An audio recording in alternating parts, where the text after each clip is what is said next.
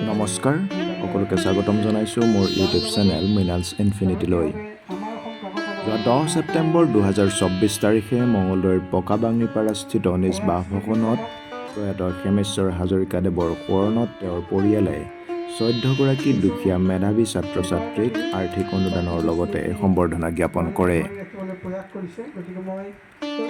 ইয়াৰ উপৰিও সমাজৰ বিভিন্ন ক্ষেত্ৰত বিশেষভাৱে অৱদান আগবঢ়োৱা 4গৰাকী ব্যক্তি ক্ৰমে শ্ৰীযুত ফুলেন্দ্ৰনাথ চহৰীয়া, শ্ৰীযুত হৰেণ কাকতি, শ্ৰীযুত মতিৰাম হাজৰিকা আৰু শ্ৰী নগেন চৌধুৰীদেৱক খেমেশ্বৰ হাজৰিকা স্মাৰক বঁটা প্ৰদান কৰে।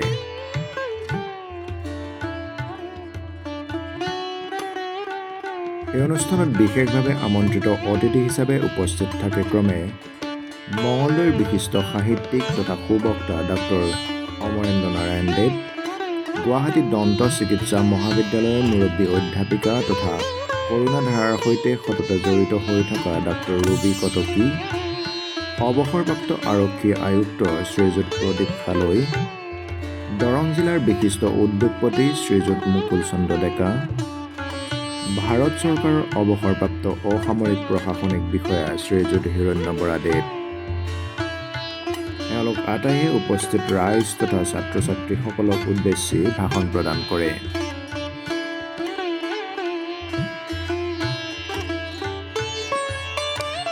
উল্লেখযোগ্য যে প্ৰয়াত খেমেশ্বৰ হাজৰিকাদেৱৰ 3গৰাকী সুযোগ্য পুত্ৰ তথা বোৱাৰী আৰু পৰিয়ালে খেমেশ্বৰ হাজৰিকা স্মৃতি ন্যাস সমিতিৰ জৰিয়তে মেধাৱী দুখীয়া ছাত্ৰ ছাত্ৰীসকলক বিগত 6 বছৰে এনেদৰে আৰ্থিক অনুদান আগবঢ়াই আহিছে। এইবেলিও তেওঁলোকে 14গৰাকী ছাত্ৰ ছাত্ৰীক এই অনুদান আগবঢ়ায়। এই সুন্দৰ অনুষ্ঠানটিৰ আঁতধৰোতা হিচাপে উপস্থিত থাকে মঙলদৈৰ সাংবাদিক তথা লিখক গণেশ দত্তদেৱ। মানৱ সম্পদ গণতা বৃত্তিৰ সুযোগ্য সন্তানসকলে বিগত 6 বছৰ ধৰি মাজতে কোভিডৰ কাৰণে এবছৰ বিৰতি থাকি যি আদৰ্শৰ ৰূপ দেখুৱাইছে সি সঁচাকৈয়ে অতুলনীয়। ধনাঢ্য ব্যক্তিসকলে আজিৰ এই কুটিল সমাজত দপ্তপাই থকাৰ সময়ত বিভিন্ন ধৰণে মানুহক আকৰ্ষিত কৰি কৃত্ৰিমতাৰে যিবিলাক আয়োজন কৰিছে, সভা সমিতি, সম্বৰ্ধনা অনুষ্ঠান, তাৰ বিপৰীতে পকাবাঙিপাৰাৰ দৰে এখন সাধাৰণ অঞ্চলত সাধাৰণভাৱে জীৱন যাপন কৰা অথচ অসাধাৰণ মনৰ অধিকাৰী এটি পৰিয়ালে বিগত 6 বছৰ ধৰি আমাক পোহৰৰ বাট দেখুৱাইছে, সততাৰ বাট দেখুৱাইছে, সুন্দৰৰ সাধনাৰ বাট দেখুৱাইছে। তেওঁ আছিল এগৰাকী কাৰিকৰ, অথচ তেখেত আঁতৰি যোৱাৰ পিছত আজি বুকত হাত দি আপোনালোকে কওকচোন, আমি তেখেতৰ এই এৰি যোৱা সেই সমাজখন ৰাখিব পাৰিছো? তেখেতৰ স্মৃতিৰ কাৰণে স্মৃতি ৰক্ষা কৰিবলৈ আমি যি অনুষ্ঠান ইয়াত পাতিছোঁ, সমাবেত হৈছোঁ, আমি এবাৰ অংগীকাৰ কৰিব নোৱাৰিমনে? সঁচাকৈ আমি একোজন সঁচা মানুহ, সঁচাকৈ আমি আজিৰ সমাজৰ হিতৈষী পুৰুষ হওঁ?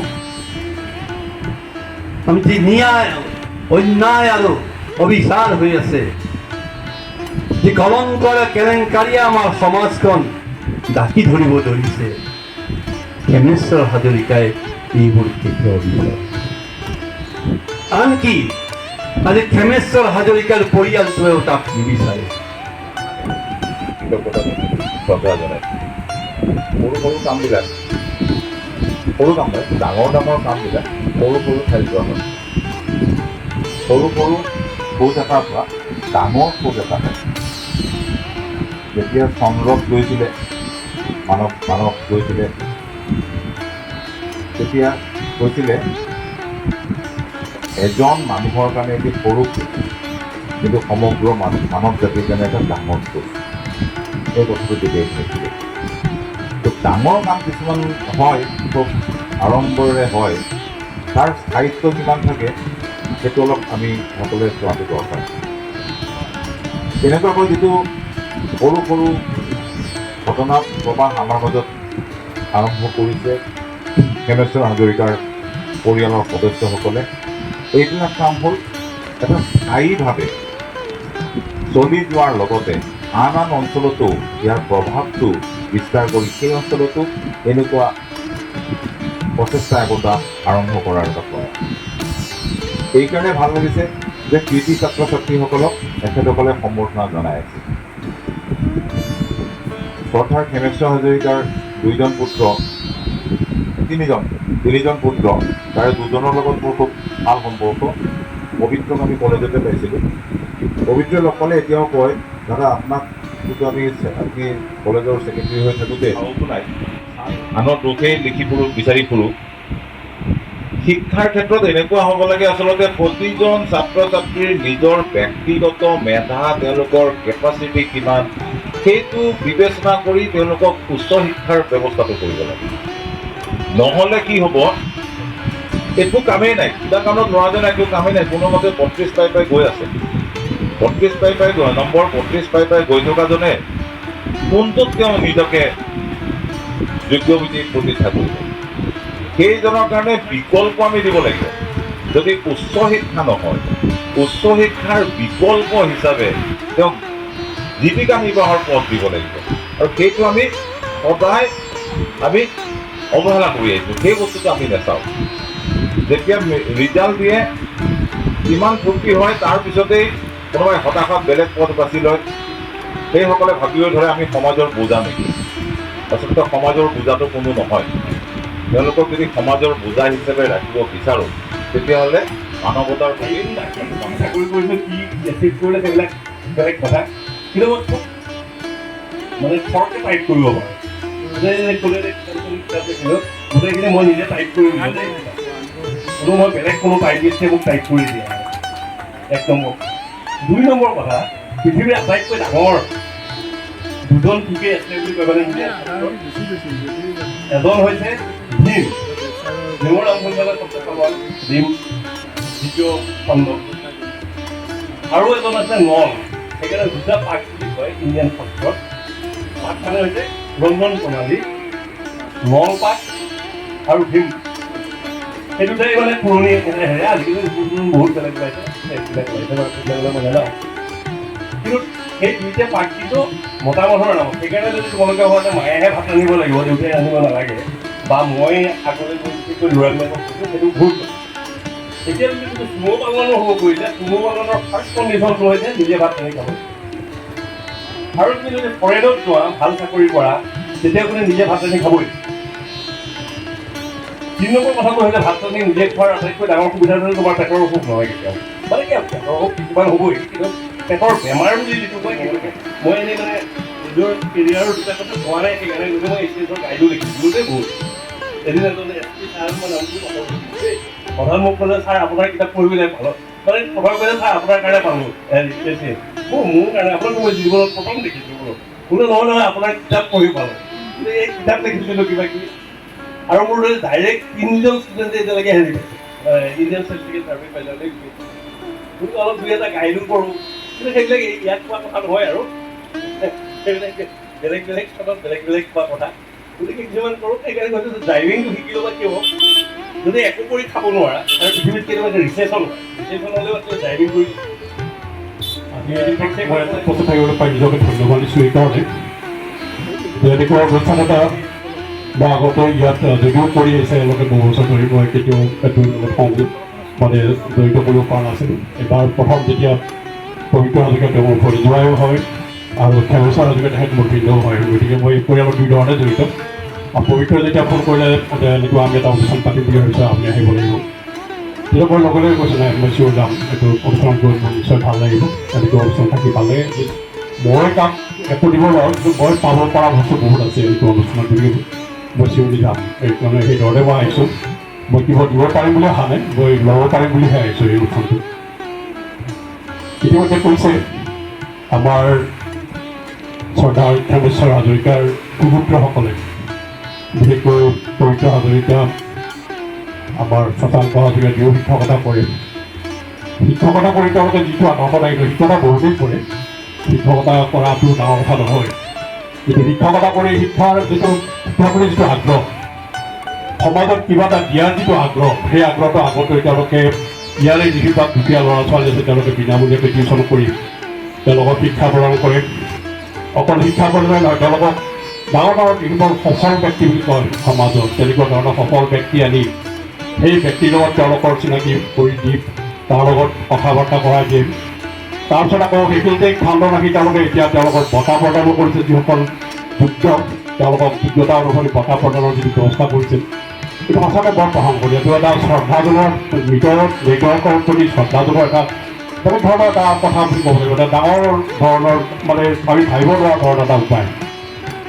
এইটা মই এটা কথা ভাবিছিলোঁ, এটা মহাৰাষ্ট্ৰত এটা মন্দিৰ এটা আছে, য'ত তাৰমানে শ্ৰীকৃষ্ণ আৰু ৰুক্মিণী, তেওঁ ৰুক্মিণী এটা ইটাৰ ওপৰত থিয় হৈ আছে। সেইটোৰ এটা কাহিনী এটা আছে। তাত পুণ্ডলিক বুলি এজন আছিলে মুনি, যিজনে পিতৃ মাতৃক যথেষ্ট শ্ৰদ্ধা কৰিছিলে। তেওঁ পিতৃ মাতৃৰ কামতে অলপ ব্যস্ত আছিলে। তেওঁ এটা সময়ত শ্ৰীকৃষ্ণ ভগৱানে শুনিলে কথাটো যে এনেকুৱা এজন মানুহ আছে যিজনে পিতৃ মাতৃক মানে যথেষ্ট শ্ৰদ্ধা আৰু আমি তেওঁলোকক ধুনীয়াকৈ আদৰণি কৰোঁ, সম্বৰ্ধনা জনাওঁ। তাৰপিছত আমি পাহৰিলোঁ তেওঁলোকে কি কৰিলে। কোনো ধৰণৰ আমাৰ তেনেকুৱা ব্যৱস্থা নাই যে আমি 10 বছৰ 15 বছৰ আগত এজনক আমি সম্বৰ্ধনা জনাইছিলোঁ ইমান ভাল ৰিজাল্ট কৰাৰ কাৰণে। তেওঁ কি কৰিলে, what contribution has it given to the society. We never, মানে আমি এইটো যেন আমাৰ দায়িত্ব যেন সম্বৰ্ধনা জনাব পাৰিছে, তেনেকুৱা ধৰণৰ কথা এটা মই ভাবোঁ। আমি সেই কাৰণটো ল'ব লাগে, আমাৰ we should have a proper account of this boys, of this students. যিবিলাক ষ্টুডেণ্টক আমি সম্বৰ্ধনা জনাইছোঁ আজি, তেওঁলোকৰ কৃতিত্বৰ কাৰণে এটা পৰীক্ষাত ভাল মাৰ্ক পাই অহাৰ কাৰণে তেওঁলোকৰ সমাজত কি দিব পাৰিলে, তেওঁলোকৰ পৰিয়ালটোক কি দিব পাৰিলে, তেওঁলোকৰ পৰিয়ালৰ লগত জড়িত মানুহবিলাকক তেওঁলোকে কি দিব পাৰিলে। এইখিনিতে এটা কথা মই কৈছোঁ, মোৰ ভক্ত প্ৰদানৰ কথা আপোনালোকে জনাইছোঁ। মই আজি বৰ উপকৃত হ'লোঁ। বিদ্যালয় 3 বজাত ছুটি হয়, তাৰপিছত আহিলোঁ, গতিকে সভা আৰম্ভণিৰ পৰা পোৱা নাই যদিও মই আমাৰ ডাক্তৰ ছাৰৰ ভাষণ শুনিয়েই থাকোঁ। আজি 3 দিনমান আগতে এখন সভাত শুনিছোঁ, আমাৰ সংযোগ হৈয়ে থাকে। মই বৰা ছাৰৰ ভাষণ শুনিলোঁ। এই ভাষণটোৰ পৰা মই দুটামান কথা শিকিলোঁ আৰু মই সংকল্প ল'লোঁ যে মোৰ 60 বছৰ হ'বলৈ আৰু 6 মাহ আছে। মই আজি এসপ্তাহ ধৰি ইলেক্ট্ৰিচিয়ানজনক মাতি আছোঁ যে আমাৰ ওপৰৰ পৰা থকা যিটো ৰাইচ কুকাৰ, তাৰ যিখন বৰ্ড, সেইখন ছাৰ জ্বলি গৈছে। সি কয়, সদায় কয় যাম ছাৰ, বিৰাট গৰম, যাব পৰা নাই। তেখেত যদি হ'লহেঁতেন মই আজি সংকল্প ল'লোঁ যে এই কামটো মই শিকি ল'ম। এতিয়া মই তেওঁক বাৰে বাৰে মাতিব নালাগিলেহেঁতেন। এতিয়া কি হৈছে, ভঁৰাল ঘৰটোৰ ছুইচ বৰ্ডখনত যি ৰাইচ কুকাৰ দিবলগীয়া হৈছে লগাই, যে তেখেতৰ পৰা মই এই কথাটো শিকিলোঁ। আৰু ইমান আমনি পাওঁ যে লাগে চাৰি নাখাওঁ বা দোকানত ৰুটি খাওঁ, আহি কিন্তু ভাতকেইটা নাখাওঁ। তেখেতে এটা বৰ গুৰুত্বপূৰ্ণ কথা কৈছে, নিজে ৰান্ধি খালে মানুহ দুখীয়া নহয়। কাৰণ কিয়, আনে যেতিয়া আমাক ৰান্ধি দিব তেতিয়া আমি ৰুচিৰ বিপৰীতে আহাৰ গ্ৰহণ কৰিবলগীয়া পৰে। গতিকে নিজে যদি আমি ৰান্ধি খাওঁ তেতিয়া আমাৰ ৰুচিমতেহে আমি ৰান্ধিম, গতিকে আমাৰ পেট বেয়া নহয়। পেট কম শশাংক হাজৰিকাৰ লগত অতি মোৰ ওতঃপ্ৰোত সম্বন্ধ। তেওঁলোকৰ বাইদেউ পোৱা নাই যদিও আমি তেখেতসকলৰ ঘৰুৱা বিভিন্ন সকামত আহোঁতে তেখেতসকলক লগ পাইছোঁ। আৰু তেখেতসকলৰ এটা গোটেই পৰিয়ালটোৰ এটা সদিচ্ছা এটা আছে, তেখেতসকলে আনক খুৱাই আলহী অতিথি মাতি বিদ্যালয়ৰ নহয়। তেখেত দৰং জিলাৰ এগৰাকী অংকৰ ভাল শিক্ষক আৰু তেখেতসকলৰ এটি সংস্থা আছে। এই বিজ্ঞান শিক্ষকখিনি লগ লাগি তেখেতসকলে শেহতীয়া সমস্যা সন্দৰ্ভত বিভিন্ন আলোচনা কৰে। শশাংক হাজৰিকাক খুব সম্ভৱ 5-6 বছৰমান শিক্ষকতা কৰোঁতেই তেওঁ ৰাষ্ট্ৰীয় কৃতি শিক্ষকৰ বঁটা পাবলৈ সক্ষম হৈছে। ধন্যবাদ জ্ঞাপন কৰিছোঁ। এই ব্যৱস্থা যাতে অব্যাহত থাকে। কাৰণ মই যোৱাকালি এটা অনুৰোধ জনাইছিলোঁ, পাৰিলে একে সময়তে গোটেইকেইগৰাকীয়ে লগ লাগি, বিয়া দিয়া বাইদেৱে হওক বা এওঁলোকে হওক, লগ লাগি যদি এটা স্থায়ী ন্যাস এটা কৰে, তেতিয়া তাৰ যিটো সুতটো আহিব এখেতসকলৰ অৱৰ্তমানত, তেতিয়া এখেতসকলৰ পিছৰ প্ৰজন্মই এই ন্যাসটো সুন্দৰকৈ চলাই যাব পাৰিব। গতিকে ততাতৈয়াকৈ কৰিবলগীয়া হোৱাৰ কাৰণে এখেতসকলে সেই ন্যাসটো স্থায়ী কৰিব পৰা নাই। পৰৱৰ্তী সময়ত নিশ্চয় কৰিব। তাকে আশা ৰাখি তেখেতসকলৰ ভৱিষ্যত উন্নতি হওক এইটো কামনা কৰি মই সৌভাগ্যৱান বুলি ভাবিছোঁ যে এজন ইউপিএছ পোৱা মানুহক মই পোনে পোনে পাইছোঁ। তেখেতৰ কথা মই পোনে পোনে শুনিছোঁ। চিম্পুল লিভিং কিন্তু হাই থিংকিং, অকপতে তেখেতে কথাখিনি কৈছে। মই ভাবিছোঁ যে আজিৰ দিনটোৰ তেখেতৰ যিখিনি বক্তব্য আমাৰ কাৰণে এটা প্ৰেৰণাত চহৰীয়া ছাৰ কিহত নাই সাহিত্যৰ বা প্ৰতিষ্ঠাপক, ক্ৰীড়া সন্থাৰ প্ৰতিষ্ঠাপক, বিদ্যালয়ৰ পৰিদৰ্শক, কাৰ্যালয়ৰ অৱসৰপ্ৰাপ্ত পৰিদৰ্শক, ৰেফাৰী, খেলুৱৈ,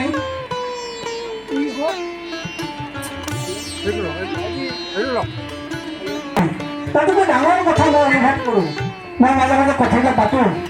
ন্যায়ালয় বা দৰঙত কেইগৰাকীমান ব্যক্তি আছে, তেওঁলোকৰ অৱৰ্তমানত আমাৰ বৌদ্ধিক জগতৰ পৰা শূন্যতাৰ সৃষ্টি এটা হ'ব। আমি যদি কাৰোবাক যদি কিবা এটা লিখিবলৈ দিওঁ, লিখি আছোঁ বুলি কয় কিন্তু নিলিখে। এইটো 90 বছৰত তেখেতে সেইদিনাখন কোৱাৰ লগে লগে সন্মানীয় ৰাজেন্দ্ৰ বৰুৱা বা প্ৰশান্ত বৰুৱাৰ পদ লিখা ভাল লেখক তেখেতে আমাৰ সন্মানীয় ফুলেন্দ্ৰনাথ চৌধুৰী ছাৰক সম্ভাষণ জনাইছে। তাৰ লগে লগে মই স্মাৰক প্ৰদান কৰিবৰ কাৰণে শশাংক হাজৰিকাক অনুৰোধ জনাইছোঁ। শশাংক হাজৰিকা ছাৰক স্মাৰক প্ৰদান কৰিছে।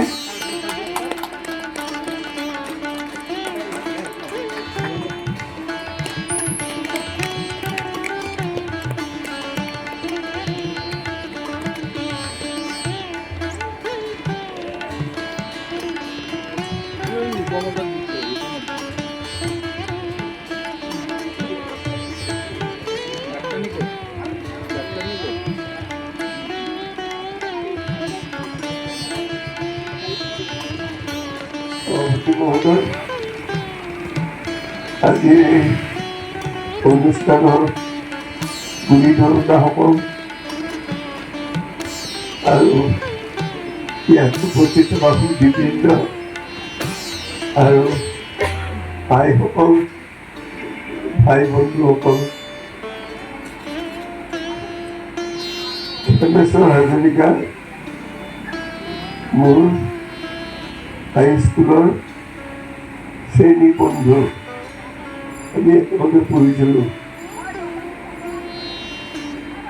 তাৰপিছত এৰাই হ'লোঁ, তেওঁ এফালে গ'ল, মই যেনিবাতে কটন কলেজত পঢ়ি কটন কলেজৰ পৰা বিশ্ববিদ্যালয় হৈ আহি হাইস্কুলত সোমাই হাইস্কুলৰ পৰা এনেকৈ কিবা কিবি চাকৰি কৰি আপোনালোকে চাকৰি কৰিছে কৰি অৱসৰ পালোঁ।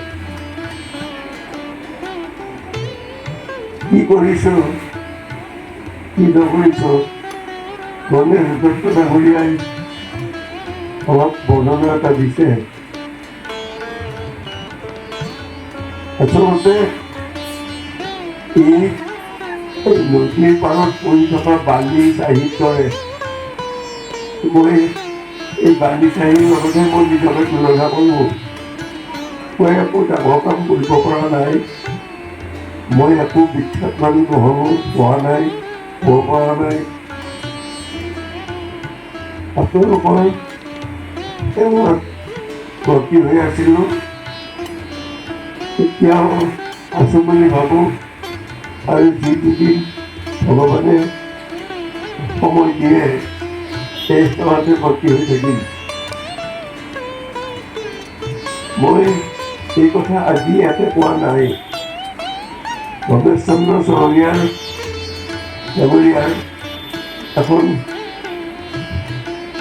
স্মৃতি পত্ৰিকা ওলাইছে, স্মৃতি পত্ৰিকা কিতাপ এখন ওলাইছিল, পুস্তক এখন, তাত মোক লিখিবলৈ গৈছিল। তাতো মই অলপ আগতে গণেশতে গৈছিলে যে যেতিয়া শ্ৰদ্ধাৰ হোমেন বৰগোহাঁই ছাৰ আছিলে, হোমেন বৰগোহাঁই ছাৰৰ মানৱ সন্তান কৰুণাধাৰাৰ নামৰ এটা অনুষ্ঠান আছে।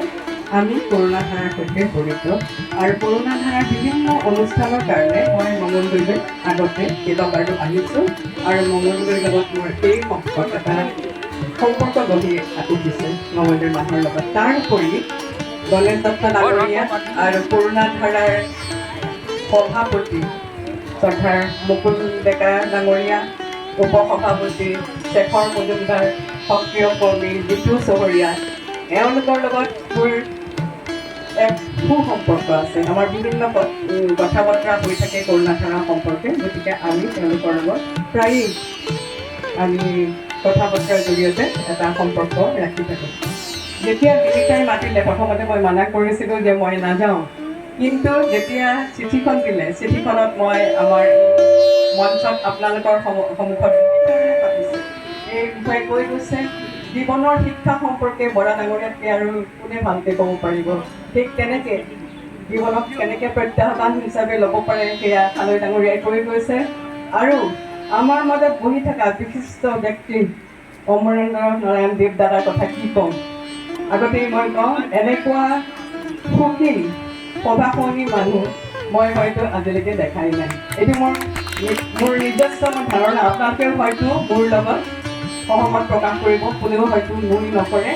ইমান সচেতন ব্যক্তি মই হয়তো হোমেন বৰগোহাঁই ছাৰৰ পিছত খুব কমেই লগ পাইছোঁ। এই হিচাপতে মই আন্তৰিক কৃতজ্ঞতা প্ৰকাশ কৰিছোঁ। কিন্তু মহৎ কাম কৰিবলৈ ৰাইজক উদ্বুদ্ধ কৰিব পৰাটো মোৰ বোধে তাতোকৈ ডাঙৰ কথা।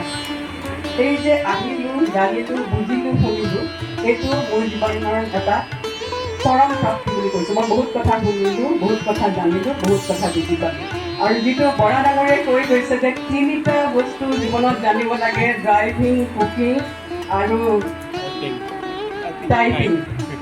এনেকৈ জীৱনত মানে প্ৰতিটো মানে একদম সত্য কথা কৈছোঁ যে প্ৰত্যেকটো পদক্ষেপতে, প্ৰত্যেকটো ষ্টেপতে সেইটো বিষয়ে একদম ভালকৈ মানে বুজি বাজি উঠিছোঁ।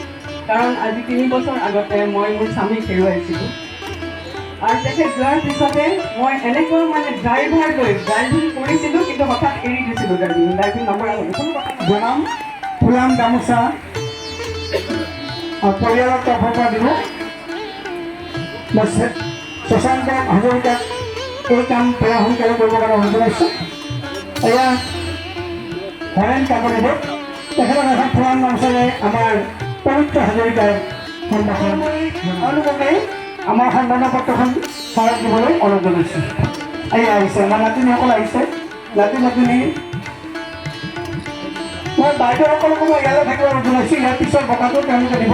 অৰ্থাৎ খেমেশ্বৰ হাজৰিকাৰ কন্যা সন্তান যিসকল আছে তেওঁলোকক মই ওচৰলৈ আহিব অনুৰোধ জনাইছোঁ। ইয়ালৈ আহক। লগতে মই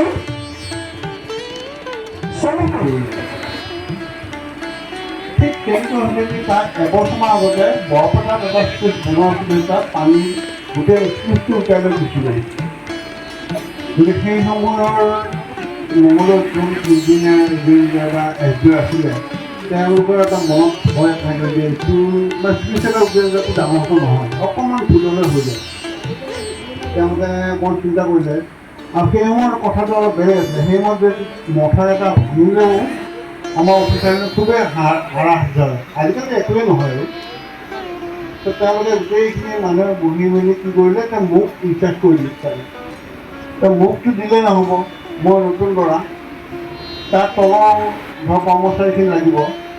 তেওঁলোকে বহুত চাই মেলি দৰং ডিষ্ট্ৰিক্টত, গোটেই দৰং ডিষ্ট্ৰিক্টত আমাৰ যিখিনি আছিলে তাৰ ভিতৰত খেমেশ্বৰ হাজৰিকাক চিলেক্ট কৰিলে।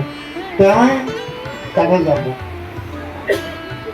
আমাৰ কামটো ঠাই আছিলে আপোনাৰ বিশেষকৈ মণিপুৰ যে আছে তাৰ তলত যিটো চুইচ, আজি 50 মিনিটত সেইটো এজ ইট হৈছে, একো বেয়া হোৱা নাই। আমি থাকোঁ লেঙাত। লেঙাত এতিয়া এখন এনেকুৱা ঠাই য'ত আপোনাৰ কোনো ৰাস্তা নাই। ইপিনে এখন বাছ যায় মঙলদৈৰ পৰা কোলোৱালৈ, আবেলি 3টা বজাত 5টা বজাত পাই তাৰ পৰা 5 কিলোমিটাৰ খোজকাঢ়োঁ। নহ'লে সেইফালে ফুলুঙৰ পিনে যাওঁ, মানে বেজাৰেৰে ফুলুঙৰ পৰা 5 কিলোমিটাৰ খোজকাঢ়োঁ। তেনেকুৱা অৱস্থা।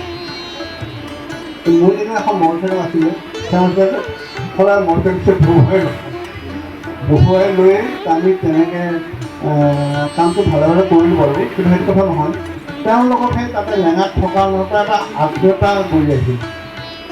আৰু সেইটো শেষ সময়টুকু কাৰণ তেখেতৰ মানে এটা গৰাকী কৰ্তব্য নিচাৰে খুবেই বেছি। Yes. Very good.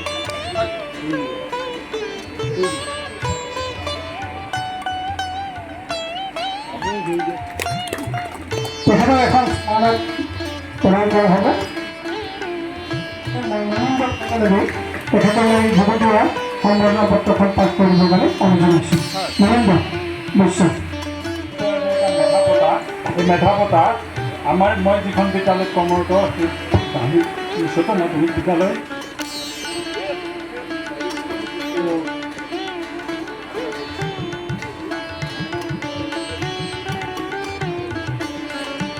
প্ৰত্যেকজন বক্তাই এই কথা স্বীকাৰ কৰি গৈছে যে সময়ত বিজ্ঞানৰ পিতৃ মাতৃক অৱহেলা কৰোঁ, তেওঁলোকক অত্যত পেলাই থৈ আহিবলৈ কুণ্ঠাবোধ নকৰোঁ। ঠিক তেনে সময়ত তেওঁলোকে জীৱিত কালত পিতৃক যথেষ্ট সন্মান প্ৰদৰ্শন কৰিছিলে, মাতৃকো যথেষ্ট সন্মান প্ৰদৰ্শন কৰি আছে। আৰু তেখেতৰ স্মৃতি যুগমীয়া কৰাৰ কাৰণে তেখেতসকলে যিটো প্ৰয়াস কৰিছে, যিটো আয়োজন কৰিছে, প্ৰত্যেক বছৰেই এই আয়োজনটো বঢ়াই আছে। আগতে এজন বা দুজন ছাত্ৰ ছাত্ৰীক আমি দিছিলোঁ, এইবাৰ আমাৰ 14গৰাকী ছাত্ৰ ছাত্ৰীক তেওঁলোকে সন্মান প্ৰদৰ্শন কৰিব, অলপ মৰম দিব। আৰু ইতিমধ্যে আমাৰ কেইবাজনে কৈছে, আমাৰ হালৈচাৰো কৈছে যে এই মৰম দিয়া ছাত্ৰ ছাত্ৰীসকলে যদি মৰমটো মূলটো বুজি পায়, তেওঁলোকে যাতে আগলৈ আকৌ মৰমকে পাবলৈ। তাৰপিছত কিতাপৰ টোপোলা থাকিব আৰু আমাৰ থাকিব সম্বৰ্ধনা পত্ৰ। আই মাতৃ আমাৰ ওচৰত আহি পাইছে।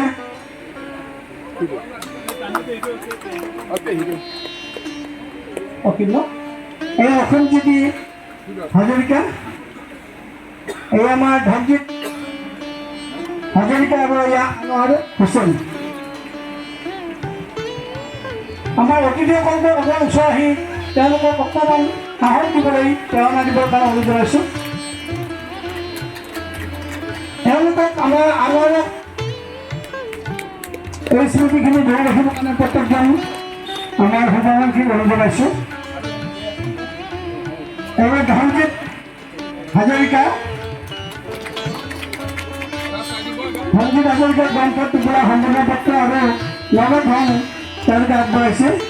মই আশা কৰিম এই নগদ ধনখিনিয়ে তেওঁলোকে নিশ্চয় কিতাপ পত্ৰ কিনাত যথেষ্ট সহায়ক হ'ব।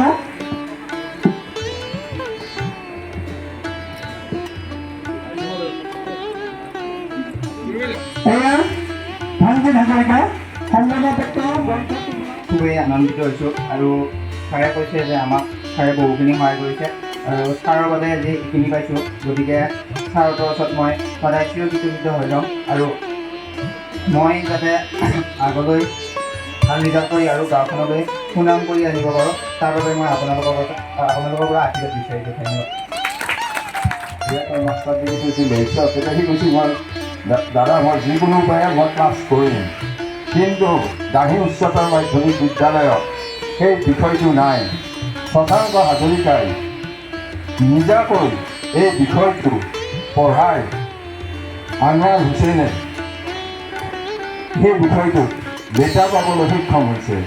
গতিকে এই ক্ষেত্ৰত মোৰ ভাতৃয়ে যিখিনি কৰিছে মই আচলতে আজি আপোনালোকৰ আগত গৌৰৱ অনুভৱ কৰিছোঁ। গতিকে সেইকাৰণে মই আপোনালোকে মোৰ কাৰণে আশীৰ্বাদ নহয়, শশাংকৰ আশীৰ্বাদ দিয়ক, আৰু অলপ আগুৱাই যাওক, মোৰ এয়ে কামনা।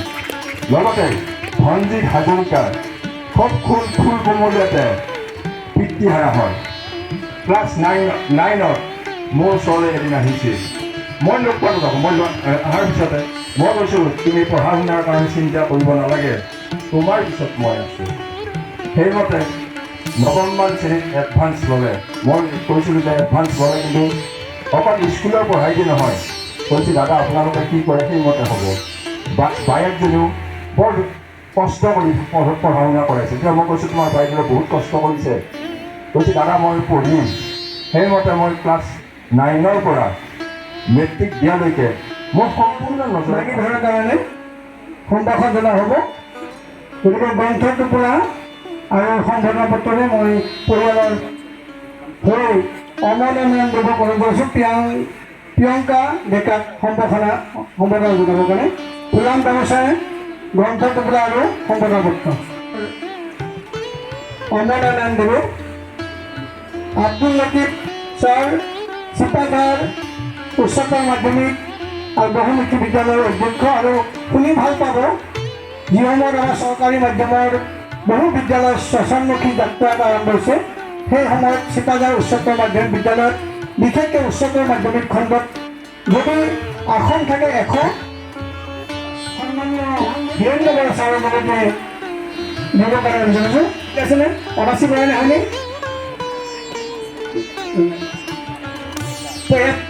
অনাচী ডেকা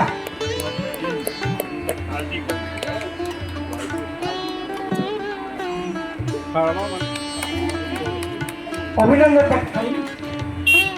তেওঁকো ফুলান গামোচা, অভিনন্দন পত্ৰ আৰু গ্ৰন্থ টুকুৰাৰে সম্ভাষণ জনোৱা হৈছে। সুন্দৰ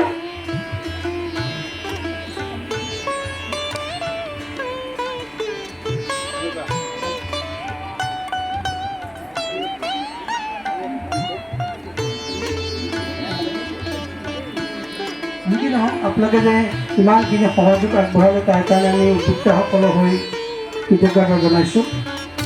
গৰম যথেষ্ট, এই গৰমৰ মাজতো আৰু ভোজ খোৱাৰ পিছত টোপনিৰ ভাৱ এটা আহে, সভাখন শুনি থাকিবলৈ মন নাযায়। কিন্তু আমাৰ গৃহস্থই এটা ভাল কাম কৰিছে, ভোজৰ পিছত চাহটো দি দিয়াৰ লগে লগে টোপনিৰ ঝালটো অকণ কমিছে। আৰু যাৰ কাৰণে নেকি আপোনালোকে সভাখনত শুৱনি কৰি থাকিলে এইদৰে মৰম দি থাকিব, পৰামৰ্শ দিব। আমাৰো কিছু পৰিকল্পনা আছে, এই পৰিকল্পনাৰ কথা আমি যাবলৈ চেষ্টা কৰিম। চিৰান্তি কামনা কৰি পৰিয়ালৰ সকলো সদস্যৰ মংগল কামনা কৰি আপোনালোক উপস্থিততা বা উপস্থিত থাকিব নোৱাৰা সকলোৰে মংগলক সুস্বাস্থ্যৰে জীৱন অতিবাহিত কৰক তাকে কামনা কৰি পুনৰবাৰ ভোট প্ৰতিৰ কাৰণে মাৰ্জনা বিচাৰি আজিৰ এই অনুষ্ঠানৰ ইমানতে সামৰণি মাৰিছোঁ। পুনৰ লগ পাম অহা বছৰ 1 তাৰিখতে। ধন্যবাদ।